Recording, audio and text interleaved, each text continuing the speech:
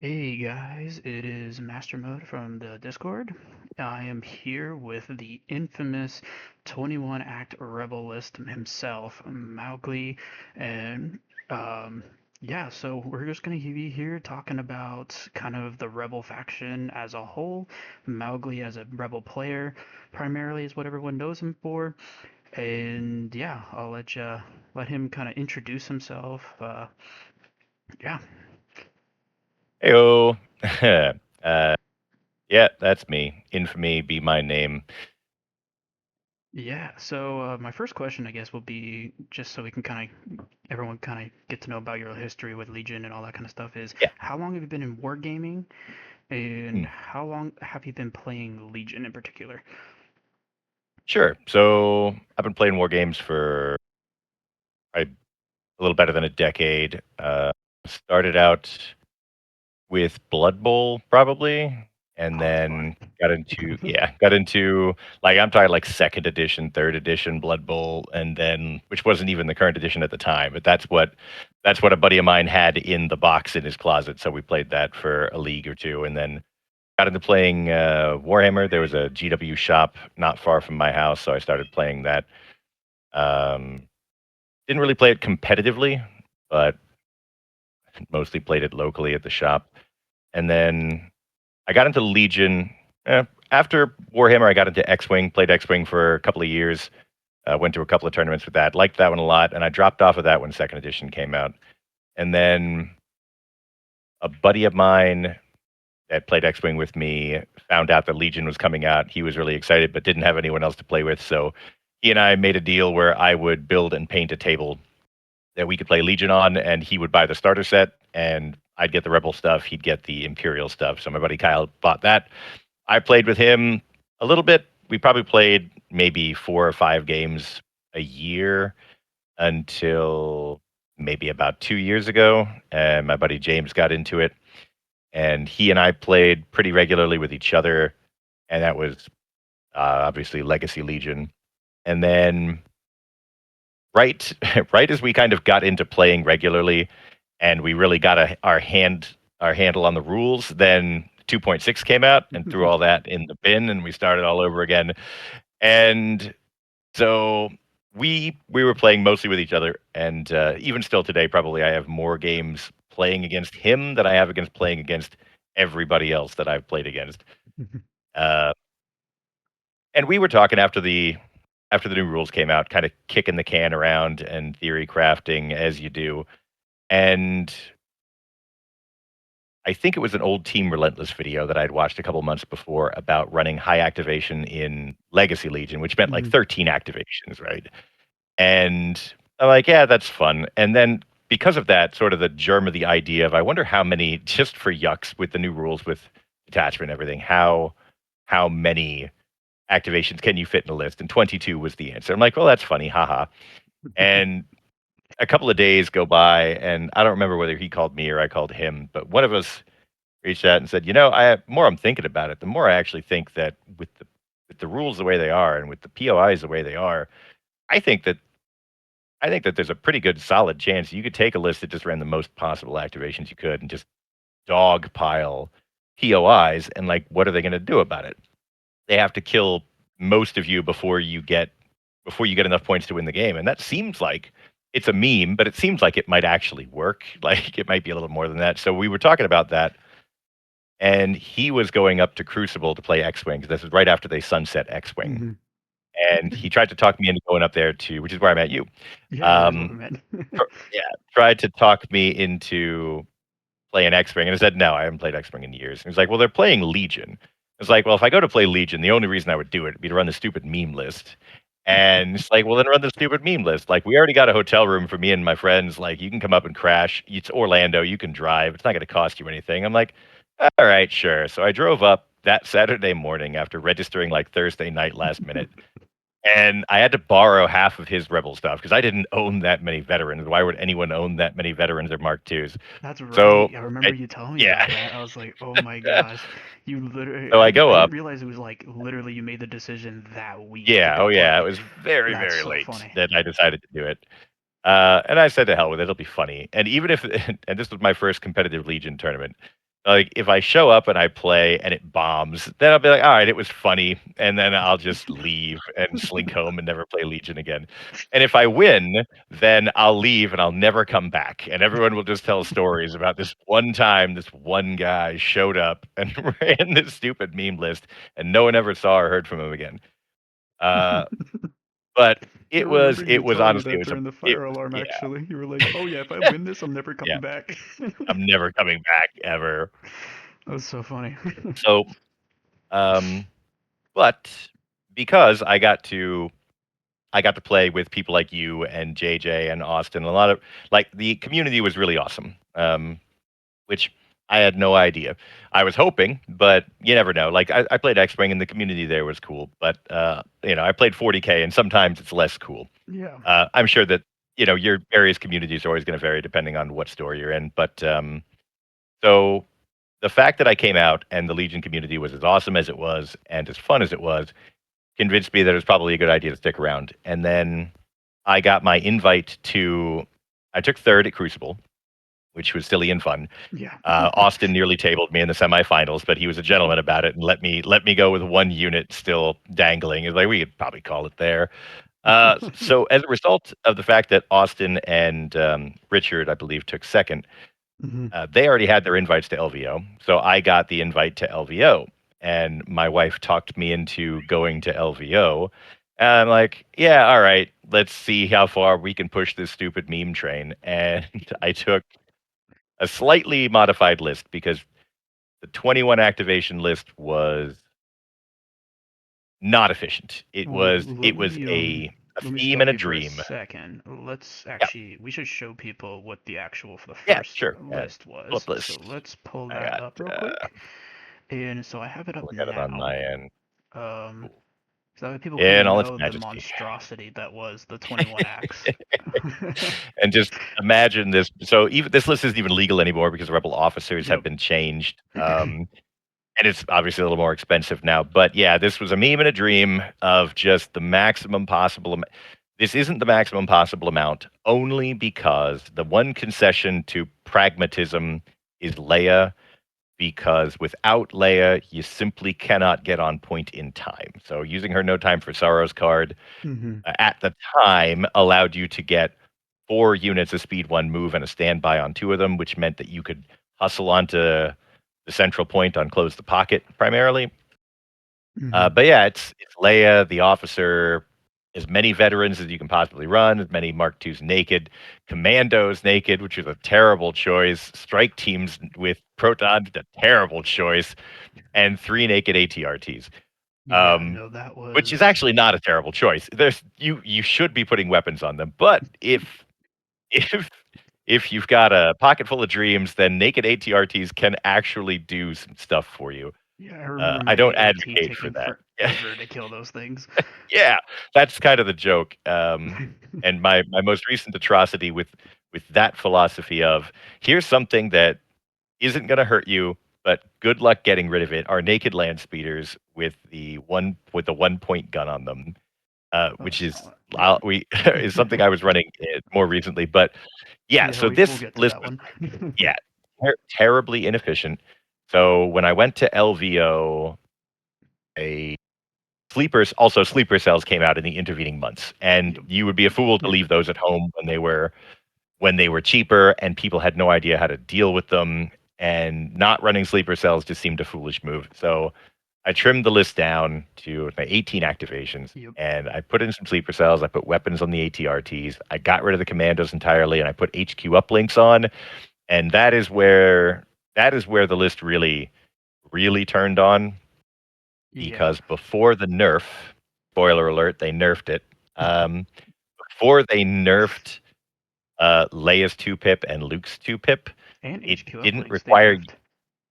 and HQ uplinks. Well, they restricted, yeah, but I mean, Hmm. really, like I think I only ever ran 3 at most. I know like Lord Hmm. Corey was running like 6 of them on all of his Mark IIs, which is another spam, another flavor of spam that worked really well. Um, but when you could HQ uplink and get like 6 moves, 8 moves, 10 free speed 1 moves on turn 2. Yeah, I don't begrudge them nerfing that one. It was completely out of hand. I don't know that they needed to nerf Luke's 2-pip. I thought that one was probably fine, but Leia's 2-pip was out of control when you started Yeah. playing Coordinate and HQ uplinks. I mean, so what, like, when you played against it at Crucible, like, what were your feelings on it facing off with it? I mean, that was your first competitive, like, Yeah, that big was my competitive first tournament, so competitive event yeah. too, and I was kind of like you, played Legacy, learned all the rules, and then Yeah, got flipped up on my and head then got because I yeah, literally had been playing less than a year when I went to Crucible. So it right. was like, yeah. But going against this list, I remember because I was running Dooku, the AAT, and a few other things. Like I think I was running Geonosians and I'm trying to remember exactly what the thought was process behind it. I remember fighting. I remember those commandos were way more durable than I gave them credit. I was like, those guys are That way. low The yeah, that low profile veterans, gets you. Yeah, veterans with low profile can really, yeah, and it being like the it four-man yeah, squads as well was like, mhm, it was like I don't have anything good to shoot at except mhm. for like maybe the ATRTs, but those were like a trap because they were like Yeah, only right, that the 54 points, weaponless ATR, just go or ahead, they knock were yourself out, yeah. no, they were It less than 54 points, weren't they back then? At the time, they were exactly 50 points, They were exactly 50 because they points, yeah. They were 50 points stupid naked. cheap. And Yeah. I remember my AAT 6 came wounds, on. armor 2, like, and they're still throwing 2 white surge to crit, so like, you're not in the clear just because I'm only throwing whites at you, but when they get in the melee, they're still throwing 3 red surge to crit, so it's like, "Oh god, it's gross." Yeah, I think when we Um, were playing, the game was Bunker Assault and Mark yep. Targets. Yeah, I And think so. I remember I was Yeah, like, okay, I need to divide my army, but I wasn't sure how to do it back then, and yep, as effective as I would be able to do it now. yeah, But when we were playing, I definitely like I was like I overcompensated to the right side, which is what yeah, you were wanting me to do, yeah, and or you were I'm sorry, running, my right, your left. yeah, yeah, you were running, I was running a an double AAT, right? Geo, yeah, double Geos with spears, Yeah, I stun remember the fat, geos. Remember the Dooku. geos were the thing that actually gave me a much harder time than I thought they were going to. Oh yeah, The AAT was a joke the because I AAT just was a literal I joke. ran into the donut hole, and there was nothing for the AAT to do but fire at units that didn't matter. It, like, It did kill yeah, Leia, and it did kill like I it. believe you did. You're the Yeah, first guy to kill Leia, and, like, yeah, just, well, you've given me nothing worth shooting except Leia. So, double barrel, barrage, both. Oh, you have dodge tokens? That's cute. I don't care. Blap, blap. Yeah, Leia went yeah. down hard, and That I had a yeah, steamed that leader was on a. her in that I one. even had an extra like I think I had an extra 45 minutes because the fire alarm went off, and I was literally Yeah, yeah, we had a sitting lot of there time. Yeah. thinking about that. I was like, how the hell am I going to beat this? He has so many Yeah, guys, and because you had bunker assault, like you were able to literally yeah. just invade my zone, and you Mm, just threw that is like you just so like I good. think you Yeah. played the Leia 2 pip, and you just went, all Yep. right, these two Just Mark open it. twos are both just gonna Yep. jump onto your point, and I was like, what? They do what Yep. now? And Yeah. Bunker was, I think I also played Shadow Scout on Bunker, Mhm, and that is the one that by the so I made it, again, not having played competitively really mhm, beforehand, and not having that many 2.6 games under my belt. Um, I learned an awful lot in those, like, 8, 9 games because I played Graham twice, I played Shadow Scout, I played you, I played Chris, I played Tyler, yeah. and Austin, and, like, all of those games from the first game against JJ where he beat me like a drum, and we Mhm. only got to, like, round 3, to the last game, I mean, the amount that you learn in just those games is substantial. Oh yeah, Um, no, I and I'm really glad my remember. first game was against JJ because I was able to learn a lot just having a dialogue with him, seeing the way he's doing things because he's been to a lot of these. He was Mhm. coming fresh off of WTC, I think, from the year before. But yeah, Yeah, yeah, I did learn that Bunker is where that list wanted to be. I put Close the Pocket in there and realized this is not really where this list wants no, to be. you were like, I I was can't get afraid there of fast enough. shifting. Yeah, because shifting has an awful lot of moving parts. I was afraid of shifting, but shifting is so much better with an activation spam list. Oh no, Because for I didn't sure. realize at the time nobody likes running shifting, so just run stuff that nobody else wants to run, and then They'll ban the things that everyone's they willing to for s you. when people find out that you're running, like, breakthrough, shifting, and Bunker, they'll happily let you keep Bunker because they just don't want to take the other two. Yeah. Yeah. But so your version, let me go back to, I can put it back to what's it called?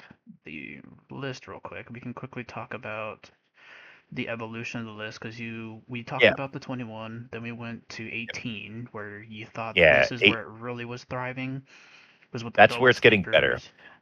Yeah. And Then then obviously that is a creature out of time because yeah, you can't talk about that year's LVO without talking about the following where years. sleeper cells were in the meta, Yeah. where because much like Aquas were like 3-4 months ago, where people Hmm. hadn't yet developed counter strategies to deal with them like in mass, Hmm. uh, people just did not.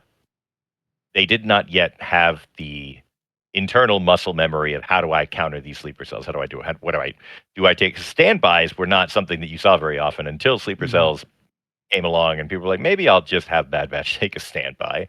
Yeah. And yeah, that feels bad, but it feels worse to get blatted in the dome with 12 black and 2 aims after I deleted a core unit with Bad Batch. Yeah, And with then I've surge to lost hit like, too on yeah, those and now sleeper I've cells. lost Wrecker and Omega on turn one. Yeah. Um, Yeah, yeah, no. I didn't yeah, play but yeah, you in that version, but I do no, remember the guy next. You played a game next to me, and I did. you were playing when you had all your HQ uplinks and Leia and everybody just Yeah. move. That was crazy. I remember Mhm. that. So funny. I remember specifically the look on LJ's face after it was the third or fourth game where I call him over and he's like, same thing, like same thing. He's like, okay, explain the problem. And I'm like, here's no time for sorrows. Here's HQ uplink. Here's veterans and Mark IIs. How does that work? It's like, okay. And like, I already know because I knew before I came, and he knows because I've had this conversation now 2 or 3 times with him in every game that's happened so far. But for the courtesy and the sake of whoever I am playing against at the time, we're going to go through the whole thing again, and he's going to explain. Yes, it does work like that. Yeah, I know that feels bad because you're now getting Yeah, because on because that I think that list was the 3 HQ uplinks. yeah, you had three. Yeah, so that's 10 units on that turn that Yep. are taking a speed 1 move, and 5 of them are getting standbys, and they can just move if that's the right move, which I wanna say in my first game, uh, I used a standby to move so Oh that my gosh, you're right. Obi-Wan. Yeah.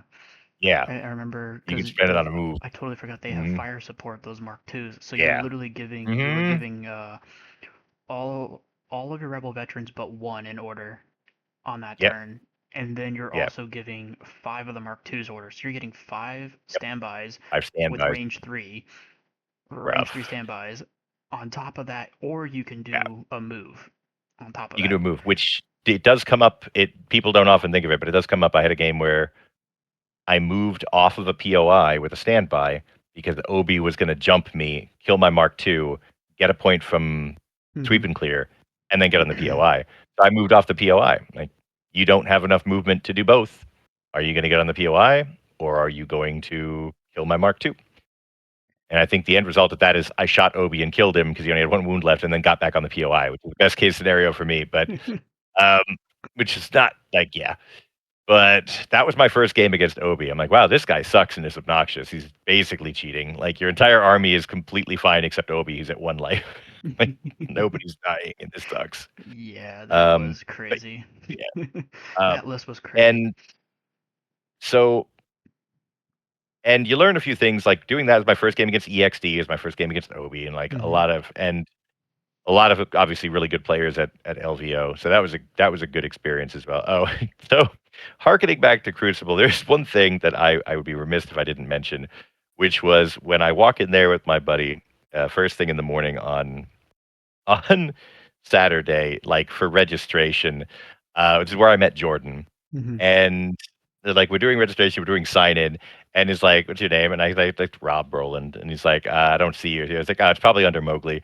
And he did this. His face lights up because he was the one doing list checks, so he knew that I was the guy running 21 activations. And he's like, "You're Mowgli." I'm like, "Yeah, that is what, yes." He's like, "You're the 21 Rebel guy." I'm like, "Oh yeah, that's me." Like,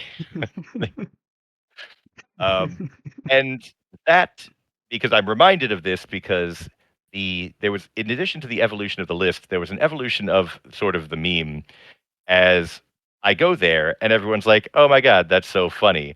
By the end of Crucible, I had people that were like, "Okay, so this is just crazy like a fox. Good luck. I hope you win." By LVO, I had people that were like, "Yeah, I'd heard whispers about this, but I didn't expect to actually see it."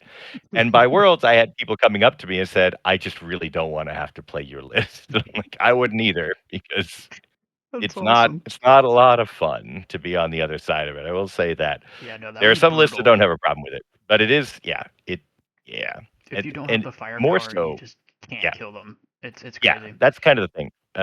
So generally, like with regards to SKU lists, not necessarily act spam lists, but SKU lists in general, one of the strongest things about them, whether it's like a six activation list, like what Ollie ran at WTC, or Hmm. whether it's like a high activation list, or whether it's Bright Tree Village, or whether it's even Wookiees, uh, the big advantage that all of them have is that they completely negate something, or like Tempest Force, another good example. Hmm. If you didn't bring buttloads of impact, you're not going to hurt those guys. If you didn't bring flamethrowers or something to deal with like suppression, something to deal with Ewoks, you don't have a problem. Wookiees just could not care less about Pearson Makeshi mastery. Like, go ahead. Like, if Old Man Vader rolls one blank swinging on Wookiees and he doesn't have push, he's stuck here next turn unless you brought choke Hmm. or push.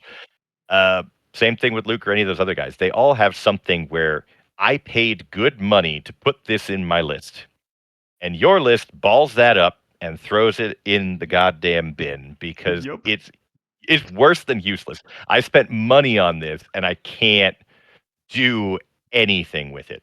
So that's probably the biggest strength when you look at a skew list, like whether it's high act or low act or whatever it is. The big money on skew lists is that it takes advantage of the fact that your opponent is expecting something and you brought something very different. And kind of on the same note, something that I noticed anecdotally about a higher activation list is, or any skew list, if the low activation is another good example. If you're playing against an opponent that is, especially an experienced opponent, a smart opponent, an opponent that's doing the mental arithmetic in their head, running into something that they've never seen before really trips them up because they're trying to do the mental arithmetic in their head, but they have to kind of start from scratch. So the thought process and the planning really takes a lot longer to figure out, okay, this is what's going on, this is what I should do. And then as you start doing what you think you should do, maybe you realize, and often you realize, okay, that's not actually going to work. We need to pivot to do this much more extreme version of what I thought I might want to do. And that was another big advantage of No Time for Sorrows is that it completely destroys the mental arithmetic of, okay, he's got these units here, he's got those units there. I have time to get to this point. I'm going to blow up everything on this side and then we'll sweep on through. And then you play that and suddenly 10 units have moved. And Yep. now your entire plan is just completely like blue screen of death, start over, reboot, none of what. And you played a command card at this point with your plan in mind. And Yeah. now it's gone. Yeah. So it rip to No Time for Sorrows, but I get it. It had to go. It was Yeah, we no, flew that too close to was. the sun on that one. I Yeah. definitely agree though, because like definitely like for that was like my first tournament, and I was like, okay, Mhm. going against I think I played against Nick. Nick and I had a great game. I Right, lost, exactly. and Yeah. it was we went to time, and then I went to played against you, and then we literally went to points, and I was like, this hasn't happened to me before. We've never Yeah. hit one. I've Yeah. never hit that You because never you just teched. blew up all my Yeah, yeah, bunkers yeah. before Yeah. anything could Right. happen because I just couldn't kill Yeah. them all. Even my Right. Yeah. B2s, like I had the B2s Yeah. who were sitting there. I was like, Hmm. I think I was, that was the when I realized that you can, if you have the T series in Hmm. ACM, you can get four different weapons and you could just start. Oh yeah, yeah. Remember, because I started Mhm. split firing Yeah, my B2s, and I killed like yeah, yeah. 3 of your squads at a time. Yeah, yeah, yeah. But I Yeah, figured oh out yeah. too late. My right side of the table did a whole lot of die-in, but on turn 2, I capped all 4 POIs. Yep, On and turn 3, I that want was to say I deadly capped then. yeah, I think I capped 3 POIs on 2 because I think you stopped me on your strong side, and by 3, I had lost my strong side, completely because Dooku was there, and there was, like, 1 dude left on that Yeah. side. So you had definitely won the attrition war, but the game capped, and that's Yep. yeah. Yeah, And that's what did it. it's definitely worth mentioning that, when you're playing in a tournament setting, you might never see round 5, right? Hmm. Because you might go to time, and if you go to, like, high activation especially, like, you expect that you're going to be attrited, and that if you do not score 12 points by the end of 4, that your mission is score 12 by the end of 4. Because if we see 5, it's me desperately clinging on to your ankles, trying to hold on to you so you can't get away from me. And that's a fun game to play as I'm just tying you up in melee and tar pitting you with standbys and dodges, but uh, you don't want to end up there. And this is a piece of advice for anyone if you find yourself playing against a high act list or a skew list. Don't think about it too much because every minute you spend thinking about what the right move is a minute off the clock. And if you don't get that guy into round 5 because you took too long, like he's already got pieces to move and he should be hustling. And don't be shy about telling anyone who's running like lots of acts to move your butt. I try to be very cognizant of it and courteous, and I normally preface my games with feel free to tell me to shut up and keep moving my minis around because we got a limited amount of time.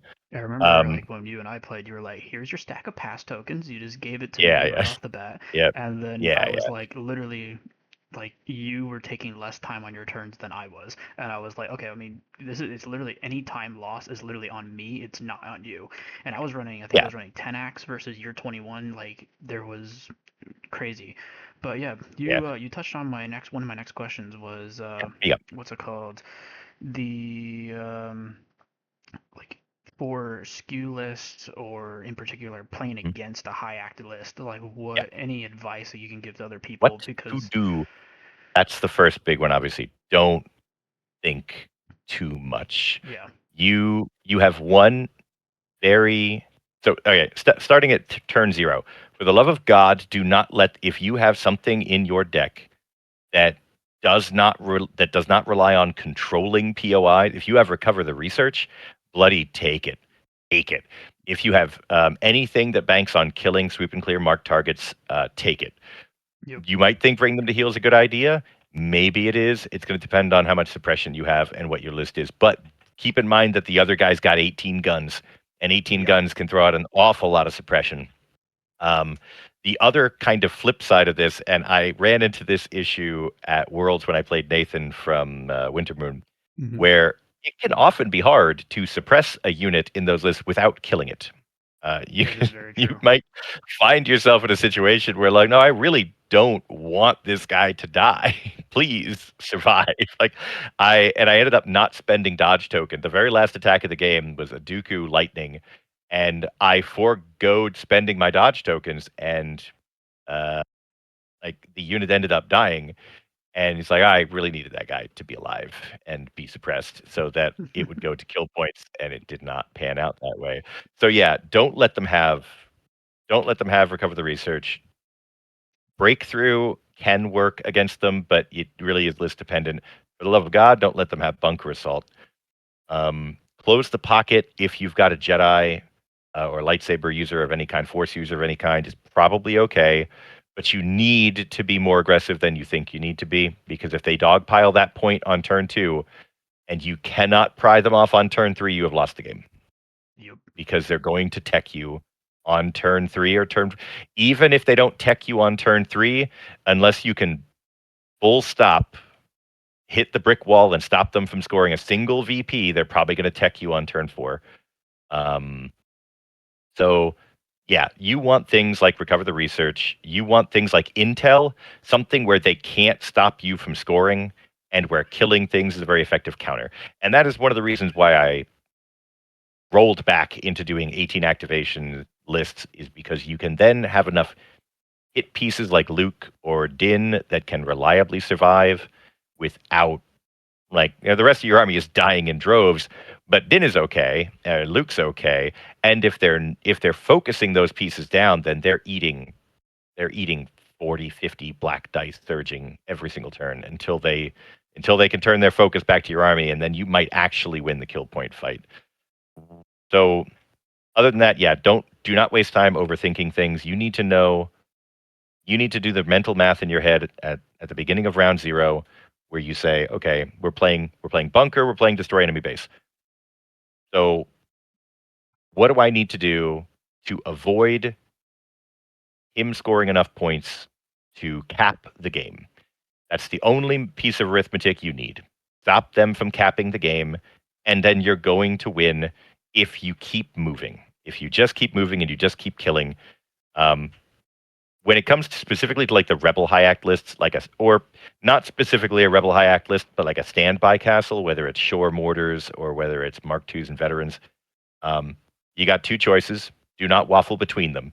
You're either taking it on the chin, or you're going to have range 4, pick them apart, and then you're going to sort of weave in like you're in the trenches of the Somme. You're just going to move up by yards at a time. Both of them are viable strategies. Both of them have costs, and both of them have losses. But there is certainly something to be said for I'm running Vader dues. First dewback, new ways, charge into the standby castle, and it dies. Now your standby castle's gone. Everybody else get him. And everybody else get him is a very good strategy when the standby castle goes down, because it's going to turn back on, but it's going to take 3 activations to turn back on. And if you can get there the next activation, then it never turns back on. And once you're in there and you're among them, then the killing starts and the dying starts, and it's just fear and dead men. And that's what you need to have happen. In the games that I have lost handedly, it is because my opponents focused on killing and had already done the math on what they needed to do to avoid dying. Because if you focus killing and you don't do the math, you may find yourself getting teched. Like, yes, I've lost 600 points, but here's 12 points on 3. Good game, GG. Best of luck in the next one. And the other option I've seen happen for people is their plan is killing, and they do 200 kill points, and then at the end of turn 2, they realize that they're 6 points behind, and they panic. And killing was the right call, but if you panic and you scramble to get on point and you forego killing from that much of a lead, you're not going to catch back up. So know what your plan is round by round and accept it, grok it, internalize it, and accept that I will be 5 points behind at the end of 3, and that's okay, because he will never score points again. He'll be down to 400 points worth of units in his army, and I'll score 5 points on turn 4, and we'll be at parity, and then I'll just win. Because once you're at parity on 4, that's it. There's no coming back from the other side of the table. Flamethrowers can be good. Other skew lists can be good. I played Ollie at WTC. Obviously, Ollie's a very good player, but that skew list chewed mine up and spat me out. I was in the lead for most of that game, but I knew going into it and he knew going into it, obviously, I have to cap 12 at the end of 4 and I win. If anything else happens, I lose. So I went and I got like 9 points, I want to say, was my final, but I had 8 at the end of 3. And if I had been able to score that middle point just one more round, then we'd have been closer. But yeah, he got sweep and clear, I think, is what I flipped to, which is just devastatingly bad for me against that list. I was going for bring them to heal, which would have been fine because I probably could have scored 3 points on that, which would have been enough to push me over the top. But yeah, against those low act skew lists, kind of the story is the complete opposite. Don't get killed. Just stay within a range of your own table edge where they just don't get shots. And then on turn 2, you can figure it out because you outact them at that point, and you can just keep diving them. What else? Let's see. If you can, I don't know that there's anything else I would really recommend for like facing off against those skew lists other than other than those things. Don't be afraid. If you really do feel the need to get in there and mix it up, just face tank the standbys. He might blank. You never know. Just because like Mark II could delete that dewback. 3 Mark IIs could delete that dewback, but they might not. And if they don't, then oh boy. um the threat of the standby castle isn't real until they start rolling dice. So it's That is just very true. it's a deterrent. It zones you out.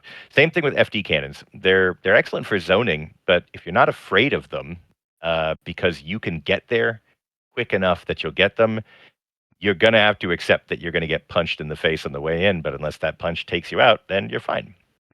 So 'Cause it was don't be scared to do it. it was your WTC list. Was that the one that you ran these Yeah, FD cannons? I ran triple FDs in that list, and I have really warmed up to the F.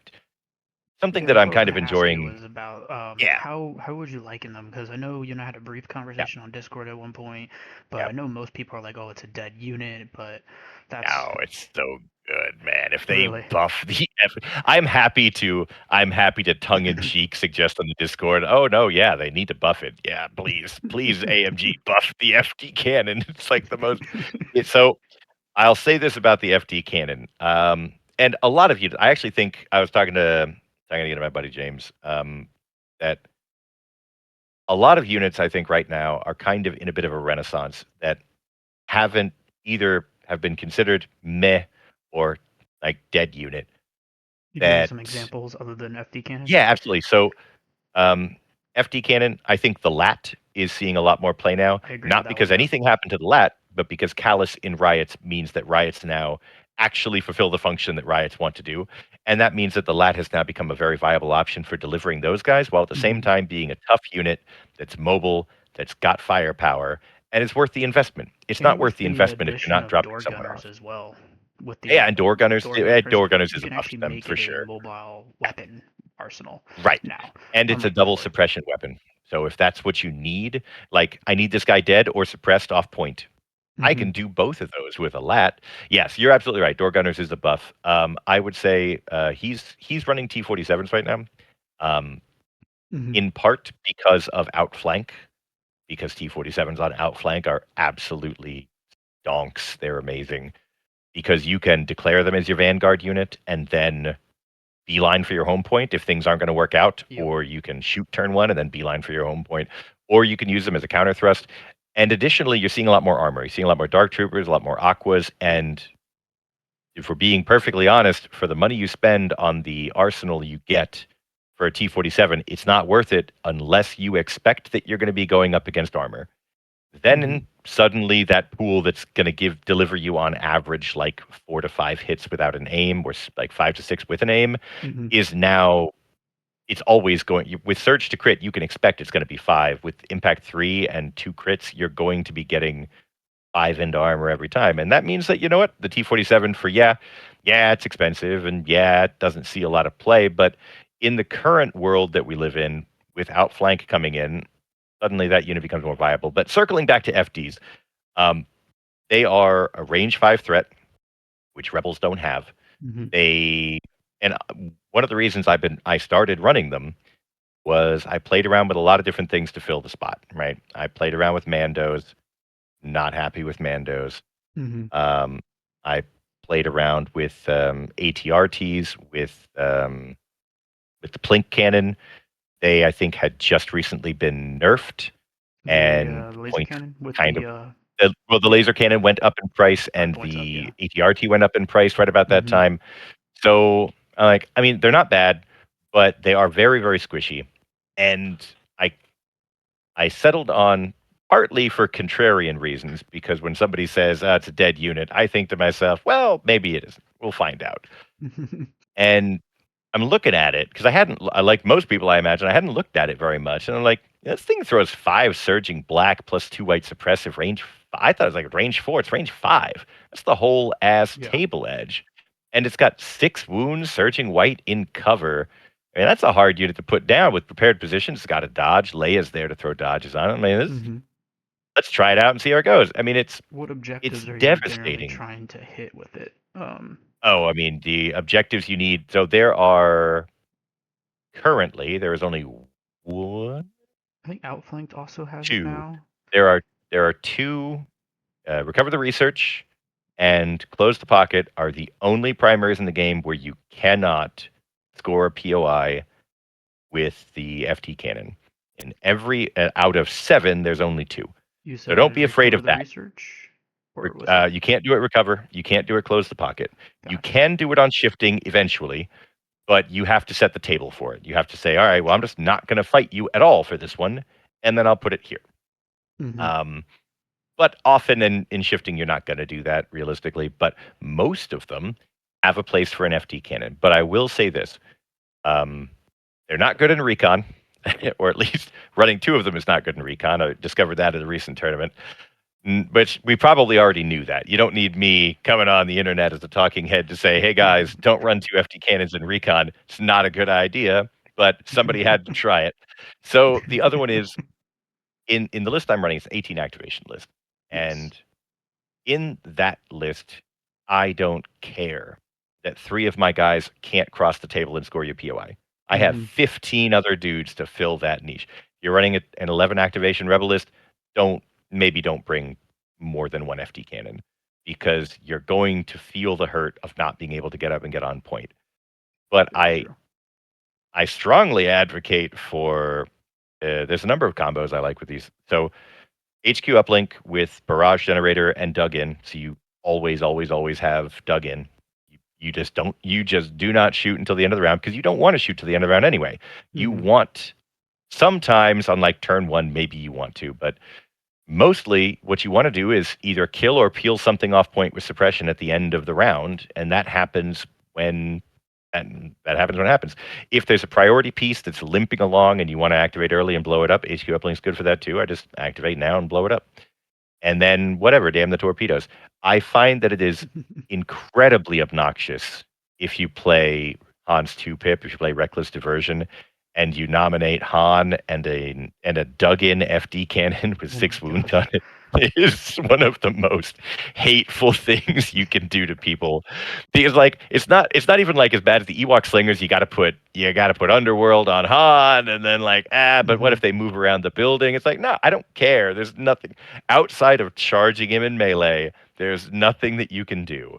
And like all of these like really expensive mega Oh, and it's any unit marksmen with and a like face-up meg- order token. any unit with a face up order. So you even HQ uplink it. So like Oh my Han issues gosh. one to him and so, like the Ewok slingers if you want, or like a rebel trooper in the back.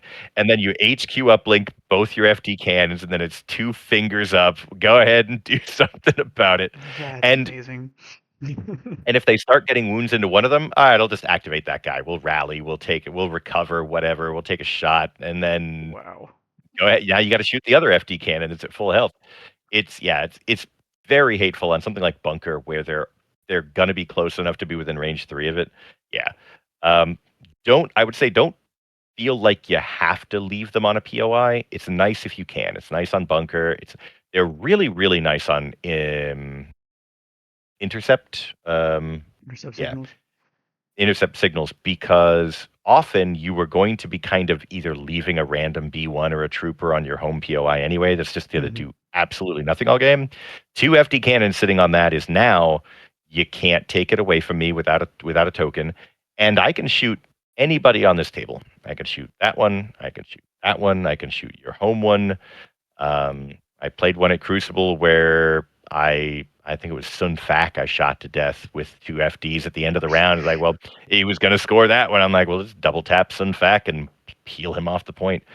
So yeah, do not underestimate the power of the FD cannon because it's a lot of dice. It's all surging, and they will do work, and they will zone an opponent out in ways that hurt them probably a lot more than the damage the FD cannon was going to do. That's 2 true. of those guys against there are so many units in the game, whether they're geos or whether they're fleets, whatever, that you're a sleeper cells as well. Like your opponent absolutely does not want to take 2 suppression and 2 wounds from a range 5 gun that they have no answer to. And I find a lot of rebel lists are still even now not running enough long range threat. Hmm. And like, yeah, range 2 is great, but if they're running range 4 and you're running range 2, you're gonna have a real bad time getting there unless you invested in a whole lot of buses, and even then, it's gonna be rough. Bad Batch can do it because Bad Batch can do everything, Yeah. but not every unit can. So, yeah, that's FDs, and any other I think if there's any other slept on units that are really underappreciated. I don't Any think so. I other think people come around heroes, on Dark maybe? Troopers. Hmm? Any heroes on Rebels you think people are sleeping on? Oh, I hear Jyn Erso gets slandered a lot, but Jyn Erso is amazing. But I think she's good too. I think that's kind of past. But the thing with Jyn is that she is a very particular creature that um you have to run her a specific way, and you have to invest in the future with Jyn because Jyn is Jyn and Wicket. So the list I was running at Crucible this year Yeah. has Jyn, Wicket, and Leia, and at WTC same thing, Jyn, Wicket, and Leia, because I really like that combo.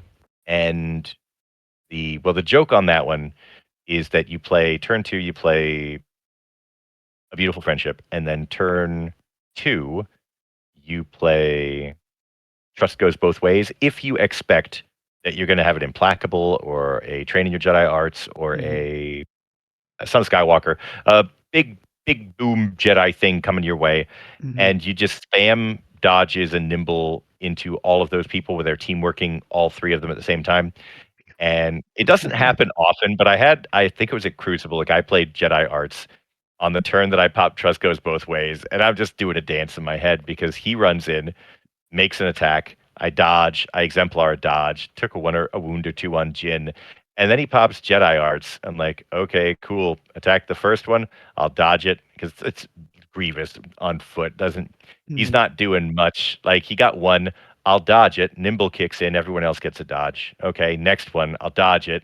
Nimble. Everyone else gets a dodge. I did two to Jin. All right, I'll dodge it, and then I'll exemplar dodge. Everybody gets a dodge from Nimble back, and like by the end of it, he's looking down at my giant pile of dodge tokens that he's handed me with Jedi Arts. Like same thing for like Vader or Luke. If you can get if they don't activate them first and Leia goes, everyone's sitting on 5 dodge tokens. You can swing that lightsaber till you're blue in the face. Not going to matter when I can just dodge 5.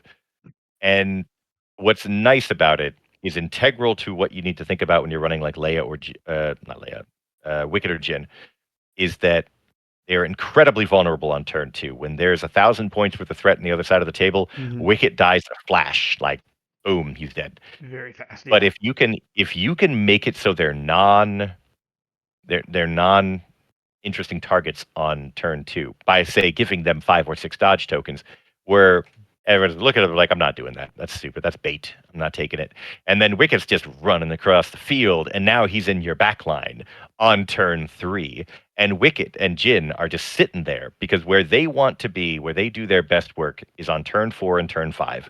When your opponent's army is down to like 600 points, and there just is not enough damage on the table that you can dedicate to shooting that little murder gremlin or shooting Jin, who's just as bad. And Yep. they're just back there beat sticking your squishy backline units because I mean both of them have Pierce. And if you play Jin's one pip, she's basically a Timu Jedi. She's got 2 attacks that amount to 5 red, 1 white, Pierce 2. Or she's got 8 black with no Pierce but double suppression. She can snap people off of point and then jump back on point in the world's most inefficient like force push of all time, but it works. And because she can activate the standby at any time in the round, the arithmetic, it's very, very hard to predict what she's actually going to do.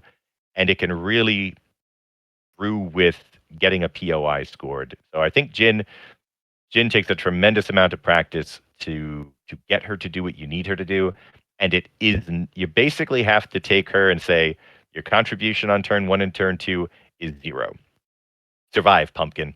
Get out there and do your thing on turn 3, turn 4, and turn 5. And turn 3 might also be it's not, we're not there yet. It's okay. But it's okay. You cost me 75 points. Go. Godspeed. And if you put inspiring on her and she gets a courage 3 bubble at range 4, then, cheers. You're doing all right. She's doing something for your list, even if she's not killing anybody. Yeah, I think Jin's probably a little slept on. I don't see Wicket nearly as much as I feel like Wicket should be seen. And part of that is that new generics are obviously very, very, very good and very, very fun to run. But man, double mega Ewok slingers with Wicket, with Forest Dwellers, is 2 guys with 10 black with Scout 2, Move 2 sling, and 10 wounds with low profile twice. It's 203 points for Wicket with That's Forest crazy. Dwellers and then 2 Mega Ewok Slinger squads. It's 25 wounds, all of which have low profile. Like you've got defensive layers on Wicket from the Nimble and from Independent Dodge, and I've stopped running sleeper cells. Like it's just not efficient enough. Like I've got perfectly good sleeper cells at home, and the sleeper cells at home are giant piles of murder bears. And I don't have to worry about them the same way you don't have to babysit them. That was the big thing. I hate babysitting my sleeper cells. They're like, no, no, no, not yet. It's not the time. We have to wait. Like, no, murder bears, get out there, sling those guys. I don't care. It's a core unit. Take the shot. Like, all right, we got 3 of them, and then they come on and they killed 6 of my bears. Fine, I killed more than you killed. So I call that punching up, and that's what rebels are all about. We're all about punching up. We hit harder than we can be hit. So I don't know if there's anything else in Rebels that I think is really truly slept on. I think a lot of the other stuff that is avoided with pretty good reason. Like Wookiees, I think melee Wookiees are fine. You can run one. You can find success with it. They, as well as a skew unit, because they don't have saving, they might as well say their defensive die is a dash. They just don't do that and make them a little cheaper for me. I would be happy with that. Because what are you gonna do, Vader? Swing with your Pierce 3 into my non-existent saving throws? I don't care.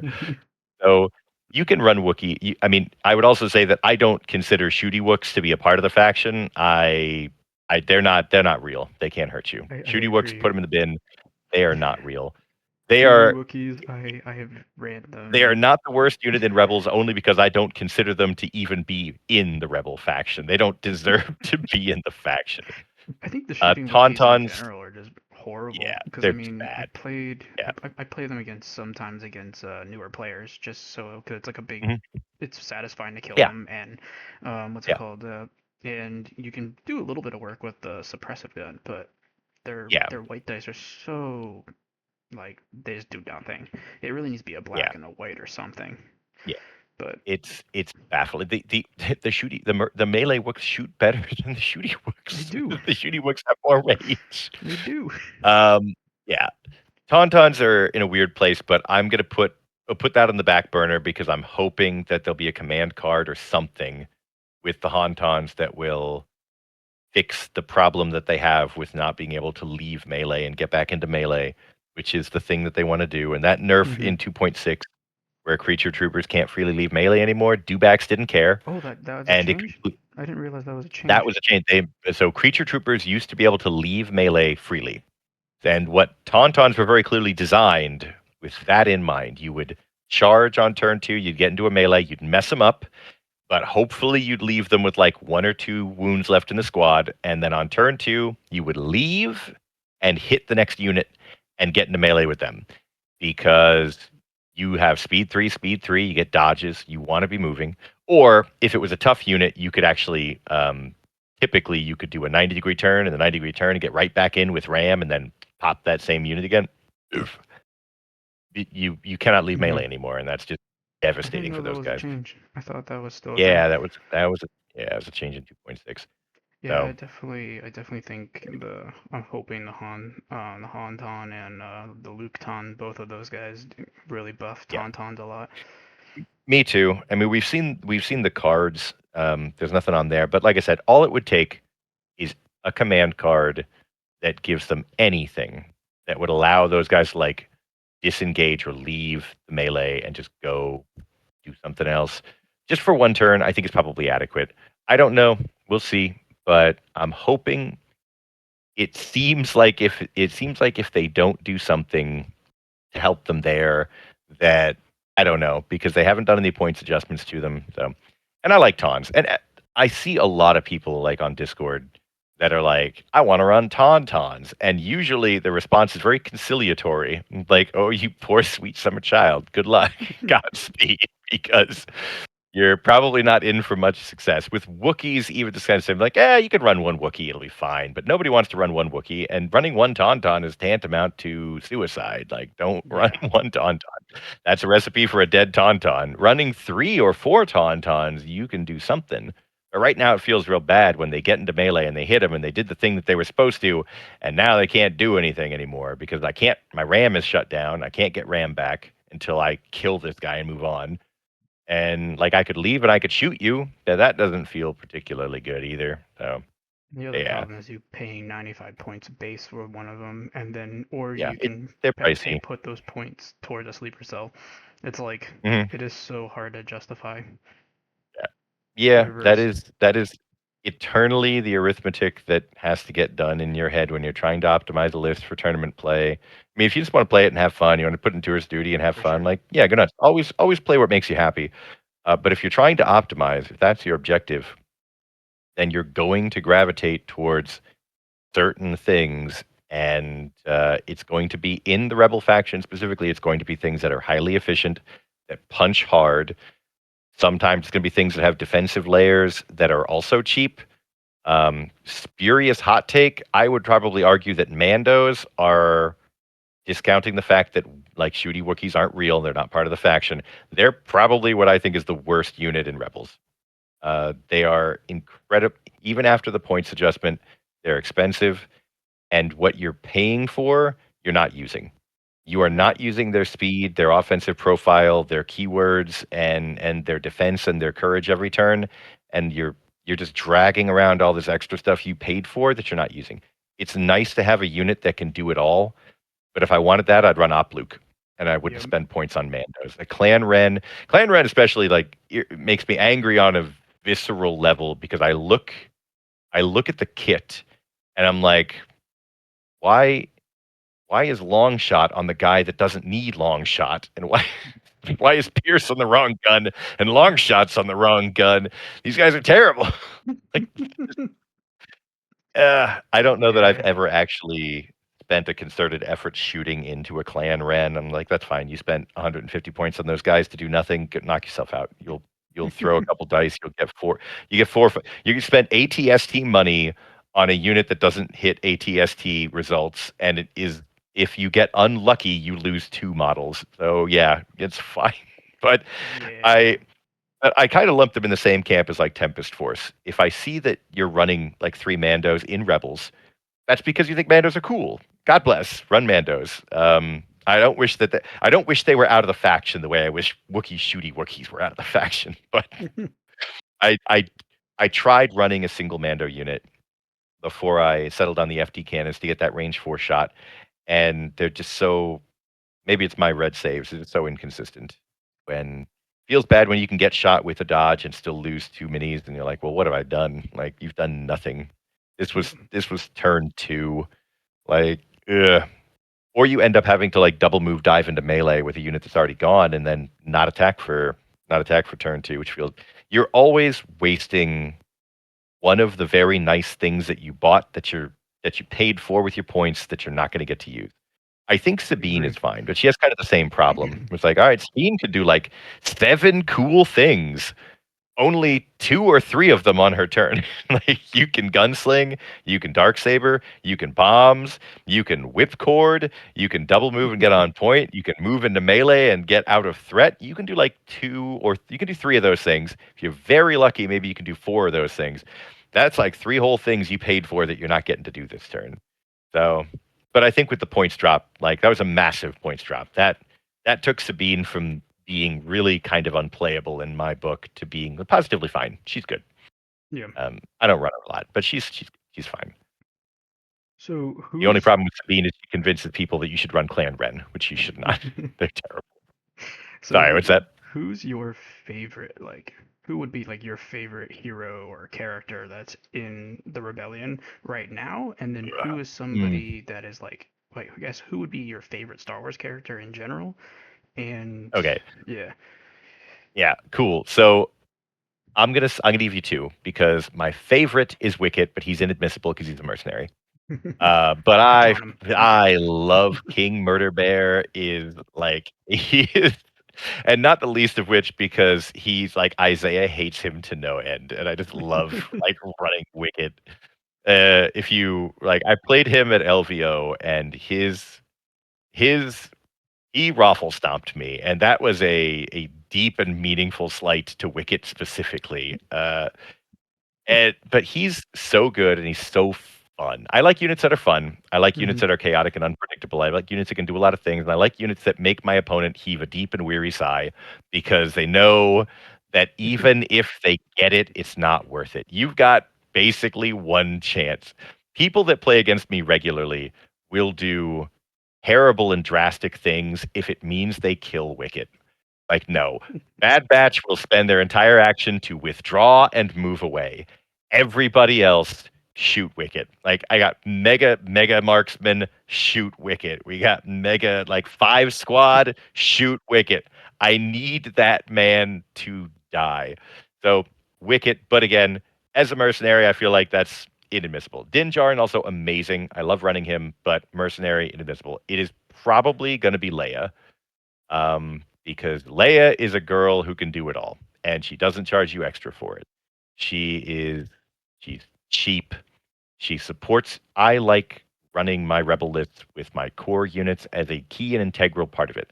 I see people running like naked rebel troopers, and that's fine, but you could have for like 30 more points, you could have made them into something meaningful in your list Mhm. instead of just having them be a naked POI holder. Like, and often like you're not even shooting with them because you're like it's not even worth it. I'm gonna roll 4. I'm gonna get 2.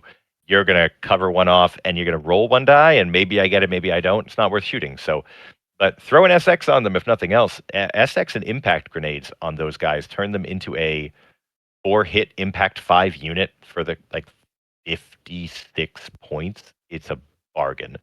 But Leia, for the 75 points you pay for her, she gets one amazing command card, which still post nerf is an amazing command card.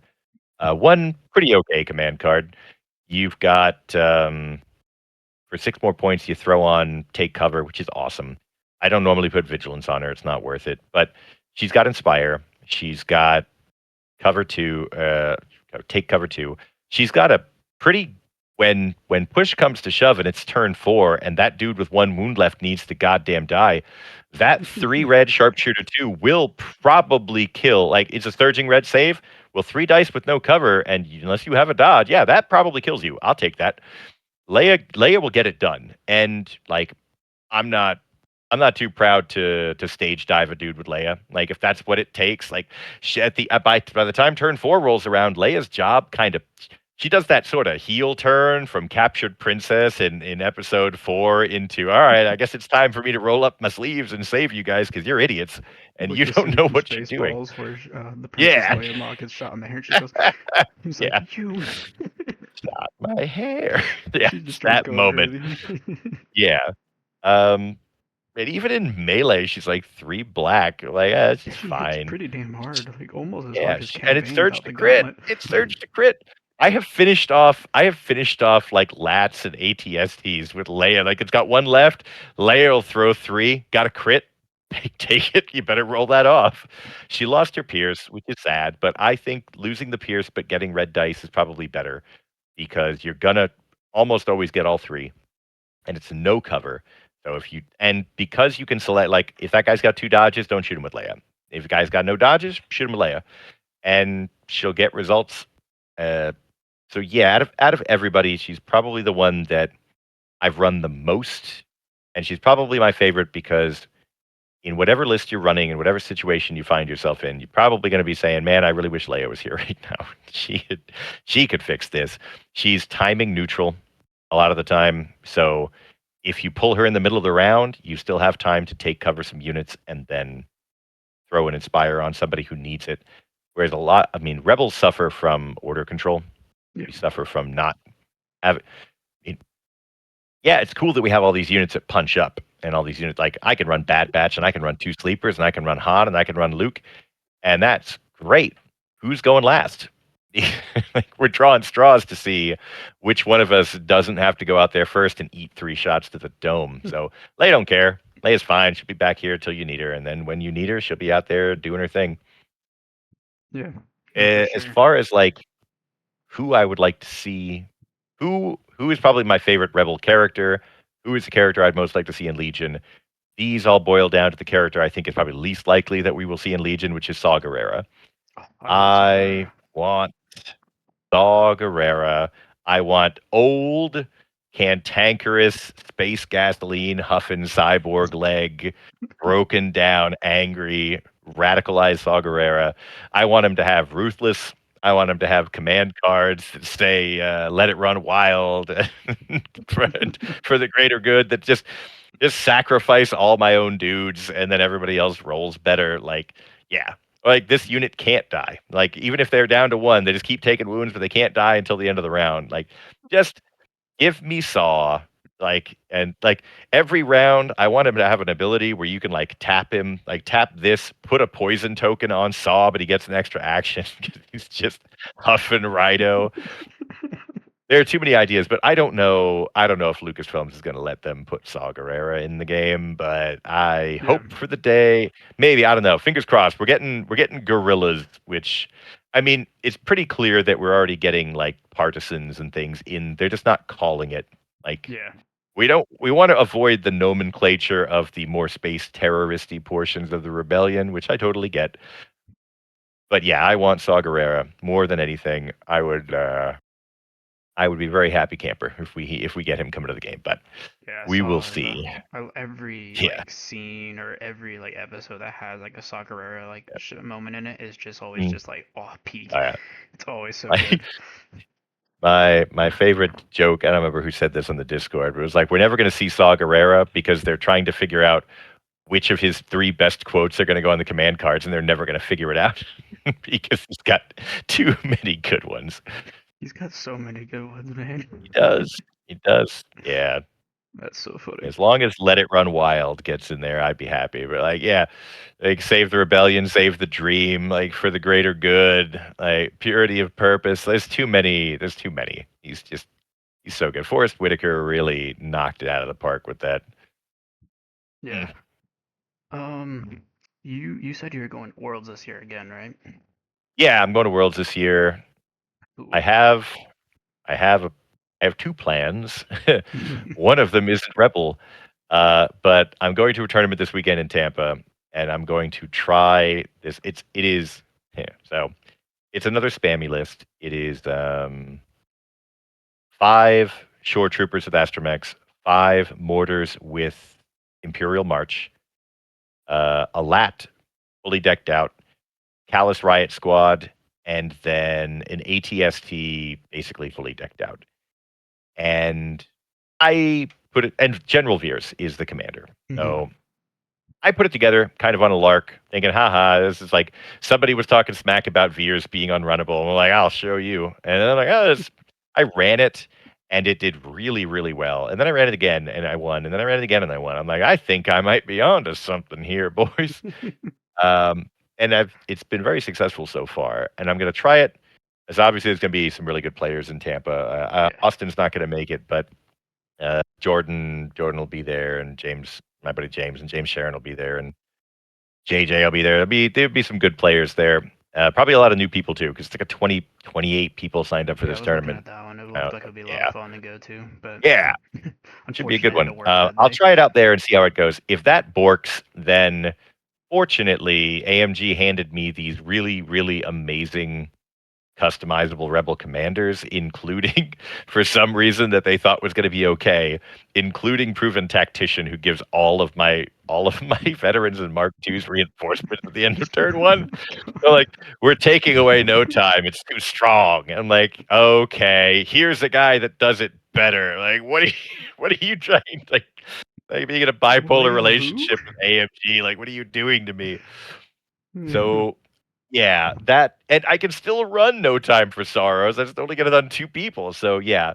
The other list is like an 18 activation. It's an absolutely filthy. It is truly disgusting. It's an 18 act list. It's running 2 HQ uplinks on vets. It's got 5 vets and 5 Mark IIs, all of the Mark IIs have linked targeting array this time, just to make it more Gosh. hateful. 2 Flamer At-Rats, 2 Mega Ewok Slingers, uh, Leia and I think it's Leia and the Proven Tactician with Underworld on one, and then Improvised Doors on the other. And yeah, that's your lot. And obviously, the plan is unchanged. The plan is reinforcement turn 2, dogpile them hatefully, and then try to hold on until round 4 and cap it on 4. But the flamers, I feel like, are really, if you're not bringing flamers in Rebels on ATRTs, or you're not bringing Din, you are inviting catastrophe competitively, because if you run into some of these mega squad lists and you do not have a flamethrower answer to at least some of it, you are gonna be in trouble. But yeah, I've really warmed up to it. I think it was Brian Bear that I got the idea from originally for the hacked comms on the Flamer ATRTs. I was talking to him right before, I think it was Gen Con or Indie Open, one of those two, where he was running the hacked comms on the ATRTs. And I was one looking at him like, oh, that's brilliant. That's so despicable. That's dastardly. Because like you're basically I love, and he does this a lot, and I love it. You're handing your opponent two terrible choices and saying, which of these terrible choices are you going to pick? Are you going to not give an order to Anakin, or are you going to give an order to the ATRT that's sitting right next to your like 10-man 5 squad? And you're like, oh, gross. I don't want to do either of those things. Like, well, you got to do one or the other. And yeah, that is it presents, it's really also good against like CIS, because of how many orders they like. Like, all right, you can either discontinue the B1 chain and completely contaminate your order pool, or you can hand it to me and I'm going to delete a B1 unit this turn, and then next turn I'm going to do it again and delete another B1 unit. And yeah, those Flamer ATRTs are a menace. Even like I've found decent success using them even against Aquas on like a turn 1. If the Aquas, like if you force them to have to move forward to get the shot, then you scout, move, and flame the Aquas with like it's 8 dice surging to crit. You're very likely to do 2 wounds and potentially pick a mini up from what was otherwise just not going to be a shot. And then even afterwards, like yeah, it's consistent. Even on regular squads with a heavy, like don't be shy about only shooting mega squads with flamethrowers. Flamethrowers were good before mega squads were a glimmer in the eye of AMG, and they're good today. Just scorch them. I was not on the Plink cannon pain train before the nerf kicked in. I was always on team flamethrower, never on team Gatling gun. That thing, it's like that thing needed to come down in points, and I'm glad that it did, because good lord, was it garbage. Yeah. When your other option was 3 impact 3 at range 4, excellent with better dice, or infinite black dice depending on what I'm shooting at, like that thing was not worth 20 points. I don't know what they were thinking with that one. Even with the scout too. But yeah. Flamer At-Rats, terrible. Ewok Slinger, all very, very efficient units. That's kind of the theme of the whole list. Would be Flamer At-Rats, super efficient. Ewoks is super efficient. Mark II's veterans is super efficient. Leia and the commanders, super efficient. Like there's no fat on that list. Everything there is simultaneously useful, cheap, and imminently disposable. Like whatever you present your opponent with a whole long list of things that are gonna hurt them if they don't stop them, but absolutely not worth the shots you have to put into them. Which is, I think, what a lot of people didn't like about Aquas. Like, yeah, they're gonna shoot me. It's not the worst shot in the world, but it's bad enough that I want to kill it, and it's hard to get rid of. Oh, and this list, I forgot, this list also includes 2 naked land speeders with the 1 point with the 1 point gun.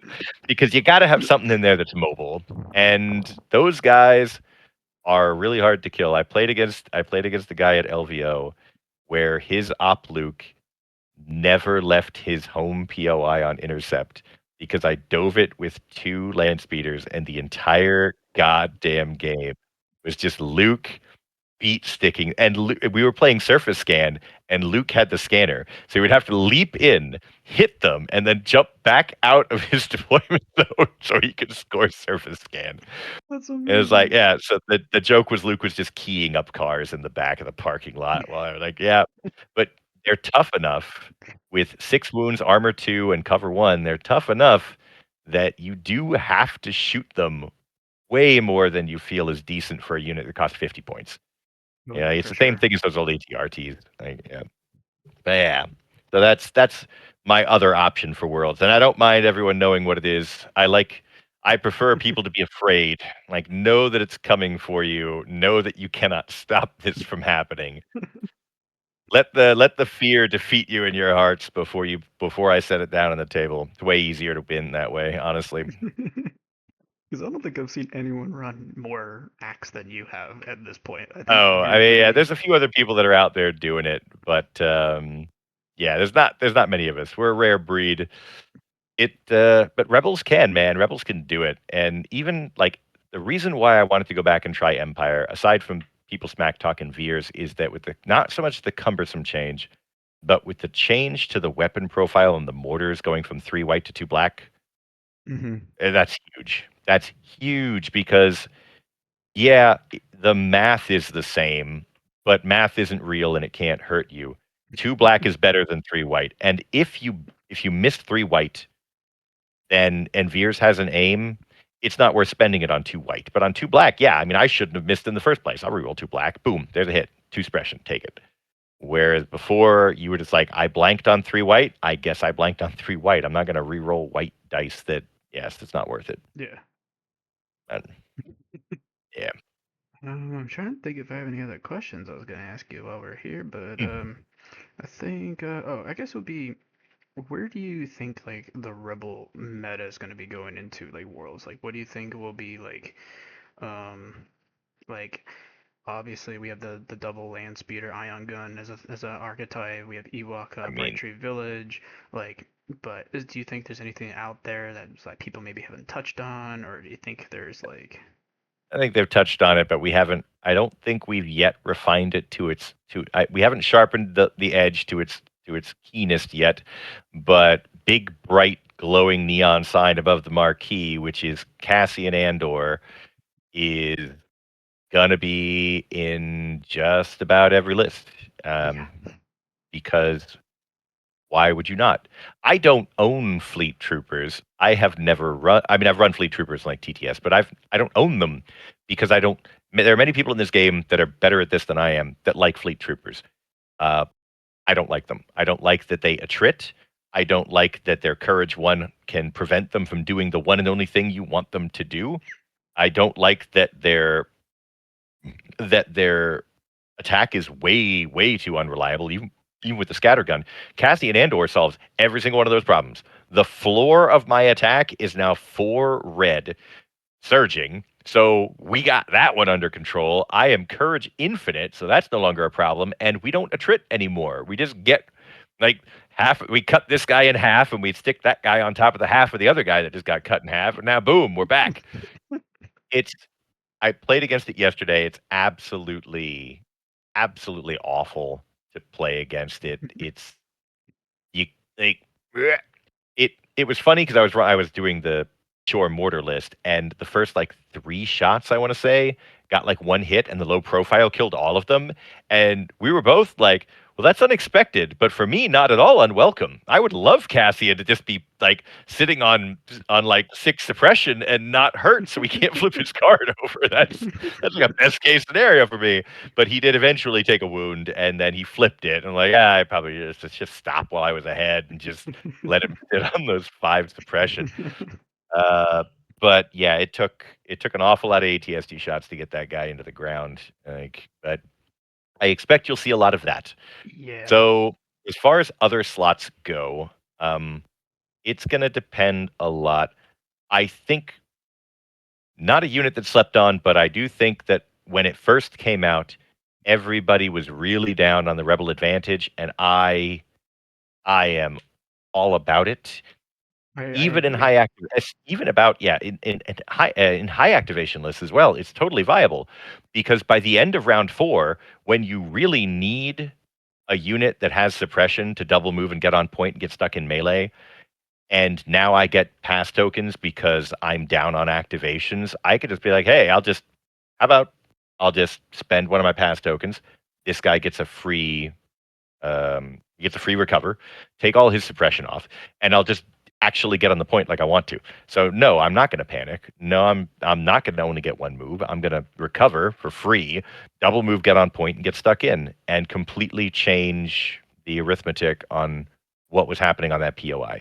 The aims are nice, the dodges are nice, but I think the real money, the real margins on that card are the ability to spend a pass token to recover a unit that desperately needs it. When you've lost Leia and you don't have Inspire anymore, and Hmm. when you've got units that are heaped with suppression and almost dead, and your opponent is like, well, that guy has 2 suppression on him and he's not on point.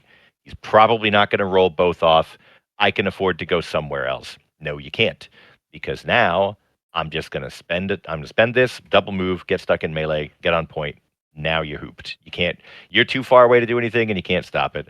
So I think that it is funnily in the juxtaposition of the Empire one where theirs is a very, very strong Black Ops is a very, very strong card at the beginning of the game. And I think that the Rebel one is a very, very strong card at the end of the game because Yep. we bleed. It's what we do. By the end of round 3 going into 4, you should be getting free pass tokens. What are you spending pass tokens on in round 4? I ask you.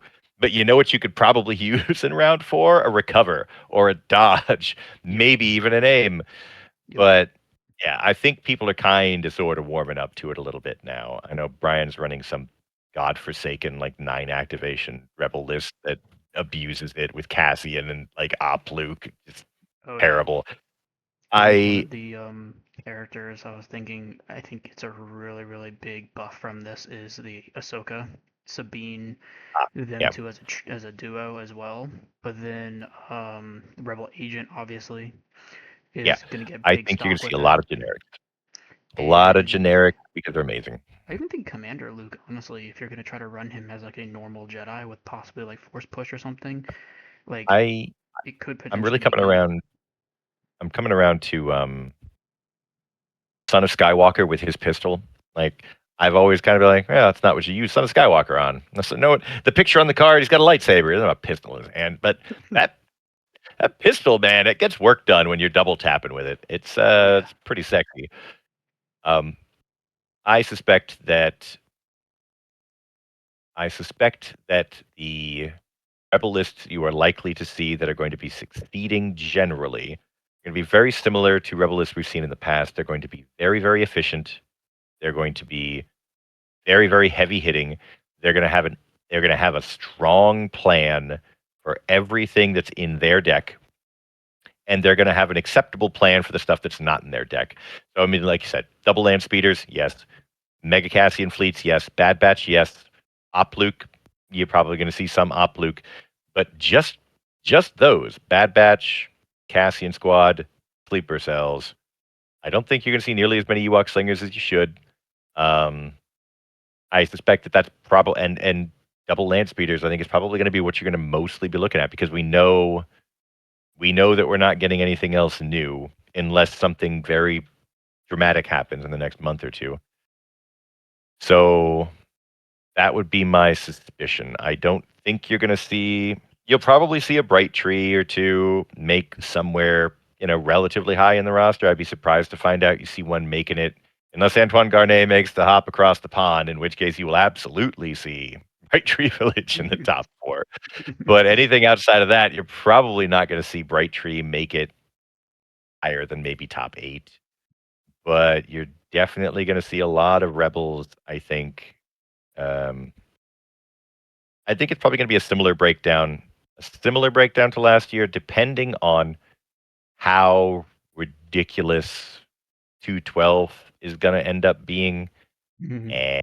And, I think that I haven't seen enough of it in action, but it looks pretty ridiculous. Like triple Yeah. saber or triple lat with the ability to infiltrate like mega squads while also prepared positioning mega squads. It's like, oh god, it's like a 9 activation, just so gross that you're just like it's Cody and a bunch of mega squads and then a bunch of sabers or a bunch of lats and it's like ew, Yeah, no, ew. for sure. But it's gonna have anti-armor. Whatever it is in Rebels is gonna have anti-armor stapled across its forehead because you're going to see Dark Troopers, you're going to see Aquas, you're gonna see 212th, you're gonna see a lot of that, and like that's just the which is good. The meta's fine waving up and down, and that's always nice. You're seeing more armor come out, and then you're seeing more anti-armor come out, which is nice. I think the Empire list you're probably gonna see, you know, Dark Troopers in a lot of lists. I suspect how successful that's gonna be is gonna be really dependent on the list and the person running it because they can be good, but they can also be kind of hard. They're not the heart and soul of any list. They're a workhorse unit, and they do good things, and they cheat with your pass tokens, which is nice. But yeah, And they are such bullet sponges, man. I oh, played they them can be. Yeah, recently, and like they were literally the only unit I had left on the table at one point. yeah, yeah, yeah. And because and so something that I want to say it was in an interview recently that I think it was Dursum and Schick were talking about the people undervaluing units that are particularly tough and robust. And the first thought that I had in response to that in my head was like, well, not if they don't shoot, then it doesn't matter. Like you could have a unit that has 1,000 health and armor 100. If it does one white non-surging, I don't care. But Dark Troopers, Aquas, they strike that balance where you're just on this side of dangerous enough that I feel I have to deal with you. And that feels bad because you're hard to deal with because you're like 2/3 of your points are invested in defense. Only a third of your points are invested in offense, but that third is enough that Yeah. I can't. Maybe I can ignore you. Probably I can ignore you. Maybe with Dark Troopers at least you can tar pit them. I'm just gonna throw a cheap unit into melee with you. You'll myrtleize them. That's fine. Like you could just leave, but then you're not shooting that turn. But yeah, I think that's the thing that frustrated a lot of people with Aquas. It's like, I don't want to shoot you. You're not really worth my time, but you're dangerous enough that I have to. Yep. We don't have that. We have, I need to shoot that dude now because he's going to die if I look at him. And if I don't, he's going to throw 10 black to 12 black at me, and they're all going to blow me up. Yeah. Yeah. I think the closest thing we have is Bad Batch, and Bad Batch is just gold plated. Bad Batch they do what they do. They do everything. Yep. So I expect you'll see a lot of Bad Batch at Worlds as well. Bad Batch, you know, the only new thing really I think is going to be customizables and Cassian because I don't think we got anything else that was new. And even if we did, like, we don't know what the Haunton cards are. I wouldn't expect that to make a big splash. I honestly don't expect that to make a huge splash, really. Maybe I'm wrong. Maybe the command cards are really good. Maybe they're really super cheap and really fun. But I think they'll be a lot of fun to run. But I don't think they're going to take the Rebel meta and flip it on its head. Mm-hmm. Yeah, it's really hard to tell without seeing the command cards right now.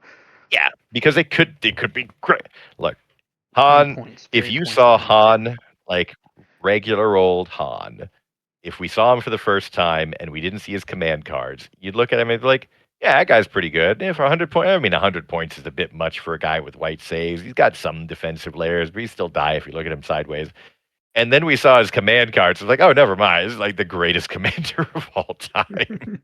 Like every single one of his command cards is in the top 3 for best command cards in Rebels. Yeah, no. I'm So surprised Han Solo hasn't really been taken as much lately. I mean, like, I see him put some places, but he's never like top mhm. performing, I find usually. Yeah, because he can. There's much like Bad Batch, there's a very big flashy red button you can press that says turn off this character, and it's called melee. True. Especially now with Callus running around in riots with immobilized, like that is just a death sentence. If Yeah. Han gets immobilized, he's done. Like I can't force push you. Bad Batch gets immobilized, they're cooked. And that is the only thing I think that you might see um, kind of kind of impact whether Bad Batches run more or less is whether or not we see a lot of Lat Callus getting run. Mm-hmm. And if we do, then people might be a little bit more hesitant about whether or not they're going to run Bad Batch. You can be conservative with them. You don't have to worry about it because they're not running across the whole table. It just means that Bad Batch isn't doing anything turn one. Or you need to be very concerned about making sure that you go last so you don't have to deal with it. Yeah. Which is, for I think most competitive players, that is a very serious thing that they really try to work on is I need to go last, right? And Rebel players, we do have the if you're running an agent, which I don't particularly like any of the Rebel agents. I think the commanders are amazing. I think the agents are kind of meh. But the command card that they give you is pretty sexy. That command card it's so Yeah, recon. it's pretty good. It makes the commander's command card a little. Yeah. That's a little. That's a rough one. Yeah. Especially if you have Han. I was playing a game yesterday, and he had Han, Lando. He had that card from the agent. It was the filthiest command hand I've ever seen in my life. It was filled with cheating. It was change of plans into okay, I'm gonna one step ahead because he had Lando. And then I'm like, all right, well, I'll change your plans. It was like coordinated fire. I'm like, I'm going to do the thing with all the aims and I'm going to light you up. He's like, no, we're going to bounce that no, one step ahead. And then he's like, all right, I'm going to play Han's Zero Pip. And I played the Imperial card that takes orders and puts them back in the bag. He said, no, I'm going to ace up my sleeve that. So that's like, I don't have to play Han's Zero Pip. Like, God, help me. Because he was going to seize the initiative Bad Batch. He was going to HQ uplink the sleepers on the Zero Pip. It was like, yeah, no, we're not doing that. Take that away. I'll play that later. That's fine. I'm like, God, that is crazy. Yeah. No. I am definitely curious to see what's in store for Rebels. I personally think people are sleeping on Ahsoka. I really think she's good. Yeah, I see more and more. I've warmed up to Ahsoka. I've got her. She's basically the same points as Din Djarin and does much the same thing that Din does if you're running her as an independent operator. She's fine. I think her and Sabine is also fine. There's a reason why we don't see Mandos in like top finishing lists in many GTs and you don't see them at Worlds because they're not efficient units and they're far, far, far too vulnerable. And so while I know a lot of people love Sabine, I don't know that you're going to see Sabine go very high, but I think Ahsoka by herself Ahsoka is the Temu version of Opluk. She can do a lot of the things that you want Opluk to do, and especially now that we have the Rebel advantage, where you can give her a recover if you have a pass token, you can give her a recover if you need one, where you can get back. So now you see, this is kind of a broader one, but I'm seeing fewer and fewer people running Force Push because Force Push is increasingly not worth the point. A, because armor is making more and more percentage of your opponent's list, and you can't Force Push those guys. Additionally, since a year and a half now, we've had 2.6, and people added in the beginning like an extra activation, but over time, I think we've kind of grown and evolved into the ecosystem of having 1,000 points. So now you will routinely see Rebel list hovering around 13, sometimes 14 activations. You will see CIS lists at 12, sometimes 13 activations. You'll see Empire and Gar floating around 10, 11, sometimes 12, depending on the activation count you need for that list, or whether you're running triple scouts or whatever to try to pad it out.